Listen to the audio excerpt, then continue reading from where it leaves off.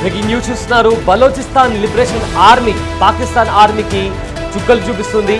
అయితే సూరబ్ అనే ప్రధాన నగరాన్ని కూడా ప్రజెంట్ బలోచిస్తాన్ లిబరేషన్ ఆర్మీ స్వాధీనం చేసుకుంది. తమను ఒక స్వతంత్ర దేశంగా ప్రకటించాలని ఇప్పటికే తమ దేశపు జెండాని కూడా విడుదల చేసింది బలోచిస్తాన్ లిబరేషన్ ఆర్మీ. ఇదే నేపథ్యంలో మెరుపు దాడులు చేస్తూ పాకిస్తాన్ ఆర్మీని వణికిస్తోంది, తరిమి కొడుతోంది బలోచిస్తాన్ లిబరేషన్ ఆర్మీ.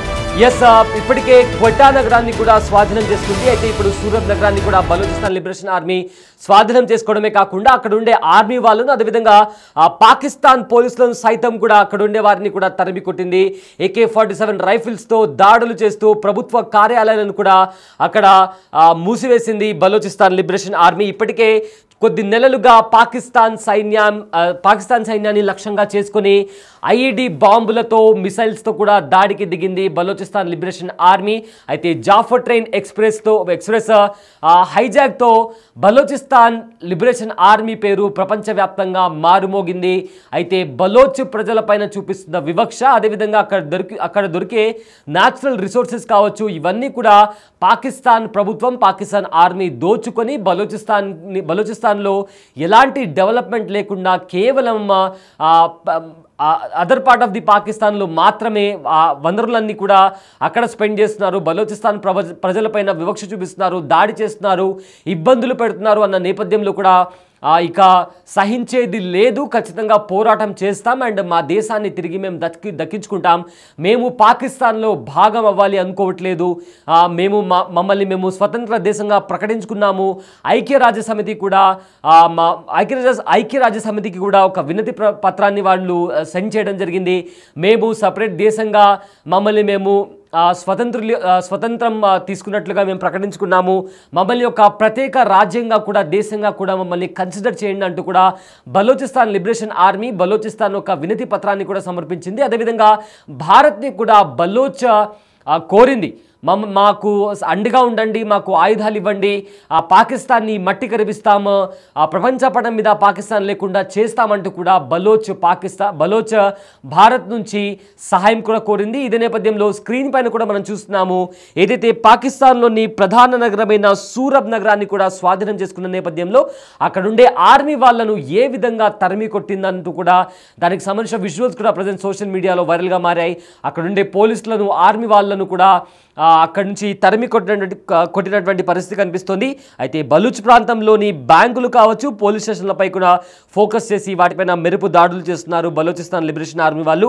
అదే నేపథ్యంలో సూరత్ నగరంలోని ప్రభుత్వ కార్యాలయంపై కూడా BLA దాడులు చేసింది. ఈ ప్రాంతాన్ని మొత్తం తమ ఆధీనంలోకి తెచ్చుకుంది బలూచ్. పాక్ సైన్యాన్ని, అదేవిధంగా పోలీస్ బలగాల చర్యలను కూడా తిప్పికొట్టింది బలోచిస్తాన్ లిబరేషన్ ఆర్మీ. పోలీస్ స్టేషన్పై చేసిన దాడుల్లో ఒక SHO కూడా ప్రాణాలు కోల్పోయినట్టు తెలుస్తుంది. ఈ స్టేషన్లోని ఆయుధాలను కూడా స్వాధీనం చేసుకున్నారు బలోచిస్తాన్ లిబరేషన్ ఆర్మీ వాళ్ళు.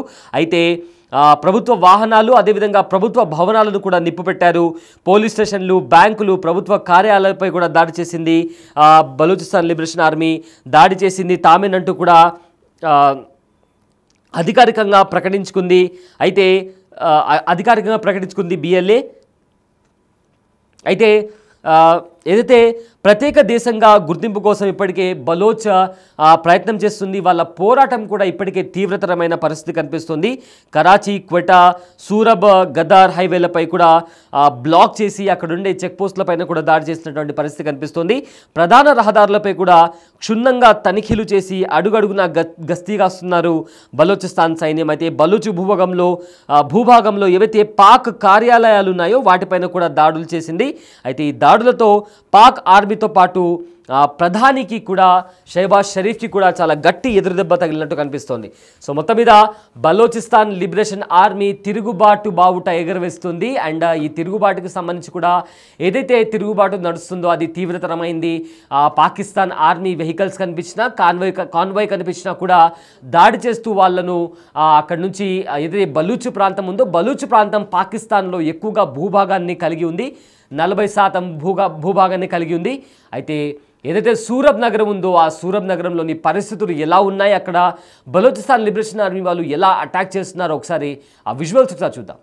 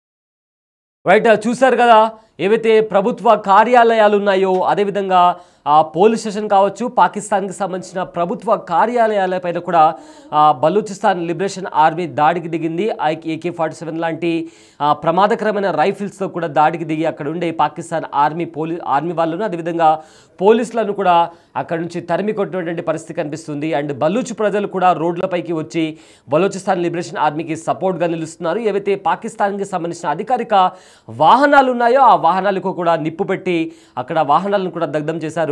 సో మొత్తం ఏదైతే వీళ్ళ తిరుగుబాటు నడుస్తుందో బలూచిస్తాన్ లిబరేషన్ ఆర్మీ తిరుగుబాటు అది మరింత తీవ్రతరమైంది. ఇప్పటికే క్వెటాని కూడా స్వాధీనం చేసుకున్నటువంటి పరిస్థితి కనిపిస్తున్న నేపథ్యంలో మరో ప్రధాన నగరమైన సూరబ్ని కూడా బలూచిస్తాన్ లిబరేషన్ ఆర్మీ స్వాధీనం చేసుకున్నట్లు ఇప్పటికే అధికారికంగా BLA ప్రకటించుకుంది. సో మొత్తం మీద చూసుకుంటే బలూచిస్తాన్ లిబరేషన్ ఆర్మీ పాకిస్తాన్కు కంటి మీద కొనుకు లేకుండా చేస్తోంది. అవకాశం దొరికినప్పుడల్లా పాక్పై విరుచుకుపడుతూ పాక్ సైనికులను కూడా అంతమొందిస్తోంది. పాక్లోని పలు నగరాలను స్వాధీనం చేసుకుంటూ ముందుకు సాగుతుంది BLA. తాజాగా మరో నగరాన్ని కూడా స్వాధీనం చేసుకుంది. పాకిస్తాన్లోని బలూచిస్తాన్ ప్రావిన్స్లో సూరబ్ జిల్లాలను అక్కడి బలూచిస్తాన్ లిబరేషన్ ఆర్మీ సాయుధ యోధులు కూడా నగరాన్ని స్వాధీనం చేసుకున్నట్లు పేర్కొన్నారు. అయితే BLA సభ్యులు స్థానిక లెవిస్ స్టేషన్, పోలీస్ స్టేషన్, ఒక బ్యాంకును కూడా స్వాధీనం చేసుకున్నారు. పెద్ద సంఖ్యలో సాయుధ యోధులు సూరబ్ నగరంలోని కీలక ప్రాంతాలను స్వాధీనం చేసుకున్నారు. అయితే క్వెటా, కరాచీ, సూరబ్, గీదర్ అదేవిధంగా గీదర్ హైవేలపైన కూడా సోదాలు చేపట్టారు. పరిస్థితి చాలా ఉద్రిక్తంగా మారింది. ఈ ప్రాంతంలో సంబంధాలు దాదాపుగా తెగిపోయాయి.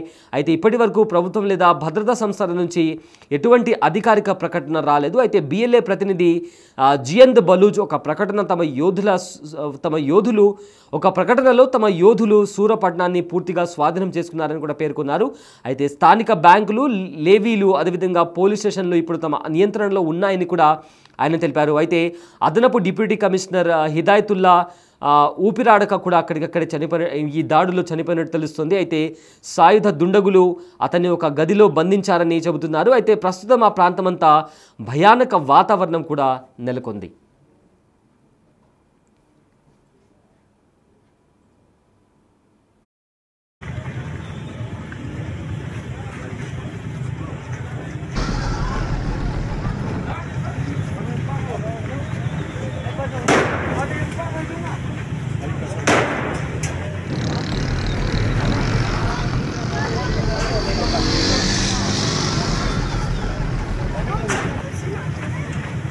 Sit down.